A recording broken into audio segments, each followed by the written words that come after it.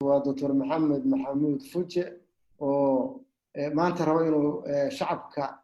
Soomaaliyeed meel kasta joogaanba uu ka warsiiyo ama kaga warbixiyo xaaladda maanta wixii laga qabtay COVID-19 maanta marka arrinkaygu ma ahan kaliya wacyigelintii laakiin waxa la wixii shaqo ah ku wajahan COVID-19 ayaa rabaa maanta inaad la qaybsato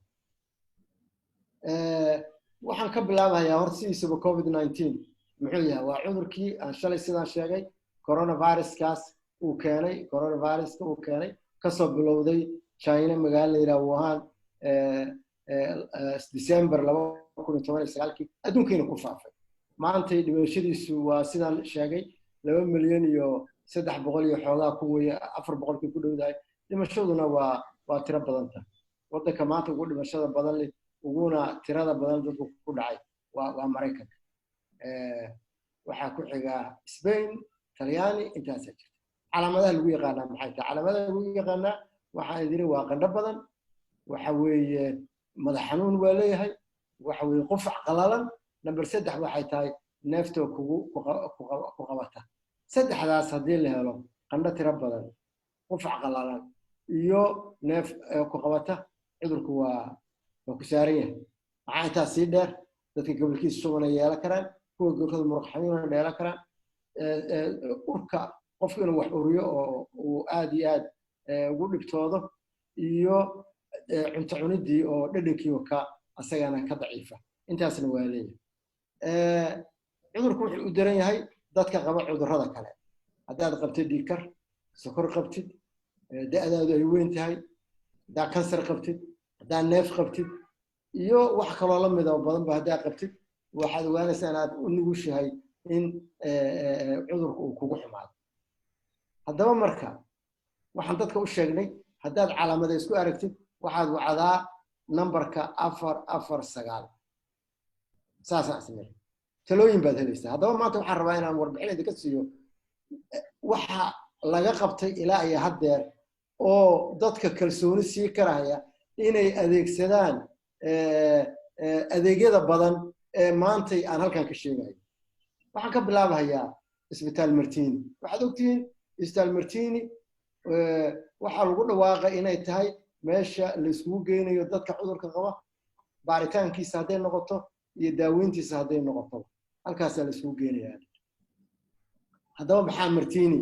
waa hore wararaa soo duulay maxaa la qabtay waxa la qabtay Martini inuu san ahayn Martini-gii hore maanta waxa dawladda dhan waxay leedahay Martini kow waa Martini laba waa Martini saddex waa Martini haddaan asagaas xoog la saarin oo wax laga qaban waxa halka ka muuqata kalsoonidii shacabku uu qabay inay yaraanayso haddaba maxaa la qabtay qalab xoog la ayaa la geeyay Martini qalab xoog la geeyay maanta waxa ku yaala makiinadii hadii hawadu ku qabato lagu xiri lahaa ku yaala maanta waxa ku yaala testiga meesha baaritaanka lagu sameeyo lahaa kugu taala waxa kugu yaala oxygen ku yaala generator cusub la geeyay musqulihii waa la hagaajiyay biyihii waa falti way shaqaale heegana oo 24 saac shiftiyada isku bedelaana waa ku dhex joogaan marka maanta Martini kow Martini labo Martini saddex waa hirgas shaqadana wali faanoola farqamo qodnaa weeye wali aad loo sii wadaa oo waxaan rajaynaynaa standard caalamiya inaan gaarsiino laakiin maanta qalab iyadaas oo dhan waa ku yaala iyo shaqaale tababaran oo u tababaran bukaanka inay qaabilaan bukaanku wuxuu u baahan yahay inuu sameeyaan oxygen hadduu baahan oxygen ka siiyaan ventilator hadduu baahan ventilator la siiyo horta taas waa isbitaal Martini marka waxa jiri doona qaybo la shaqeeya marka ay jiri doona ilaa isbitaalku haddii la yiraahdo asaga la isugu geenayo wax walba waxa laga yaabaa inay baahidiisa baahidii ay ka badnaato haddaba waxa la sameeyay Martini 2 oo Martini 2 qalabeen xoog laha ku socota 200 sariir waa la diyaariyay oxygen plant oo waa leedahay meeshaas waana isbitaal banaadir qayb kamida wali waxa ku socda habeentii ku socota laakiin dadku kalsoonidii hadda maanta dadku waxay aadayaan isbitaal Martini aad waxa dheer oo kale waxa kaloo jira isbitaalka Yardimeele qayb kamida in ayadana loogu talagalay cudurkan covid-19ka coronavirus ku keeno ayaa asagana loogu talagalay oo asagana qayb ka mid ah haddii alla idmo waa la adeegsan doonaa haddii baahi ka badani isbitaal martiini ay timaado intaas horta waa isbitaal martiini kaliya isbitaal martiini waxaa dhinac socda call center oo maxaa tahay call centerka waa numberka aan leenahay 449 waxaa laga yaabaa dadku markii hore xoogaa inay ku dhibtoodeen oo farsamo awgeed ay tahay 100 jeer la hagaajiyay maanta haddaa call centerka wacdid 449 haddaa wacdid waxaad helaysaa jawaab degdeg ah jawaabtaasi waxay gaartaa ilaa iyo gobolada waxaan rabaa inaan idiin sheego aad iyo aad loo soo wacaa shalay oo kale 3200 qof ku dhawaad aa soo wacay call centerkaasi maxay tahay macluumaadka aad ka helaysaa haddaad horta wacdid waa jawaabta lagu siiyo maxaad u baahan tahay lagu leeyahay haddaad sheegatid calaamadihii oo tiraahdo calaamadaha saasaan leeyahay takhtar baa kaa qabanaya talo weyn ku siinaya haddaad u baahan tahay cudurka kugu bato oo aad neeftu ceshoonaya jirtana ambulance lagu soo dirayaa ku qaada oo ku geeya meeshii haddii dad kaa dhinteen oo aad u cabsanaysid dadkii meydkaas dhintay uu gaarsiiyana wuxuu kuu soo dirayaa talo ku siinayaa ambulance lagu soo dirayaa dadkii meydkaas dhaqi lahaa oo duugi lahaa diyaar ku ah marka call centerku maantay waxa weeye hab casri ku samaysan yahay marka maxaa adna waajib laga rabaa waxaa laga rabaa hadda ummad badan baa meeshii waxayso baahi u hayso u baahane inaad adiguna aadan dheeldheel tijaabo iyo dheeldheel aad u wacin laakiin intaasoo dhan takhaatiira heegan ku ah oo tala bixin u jooga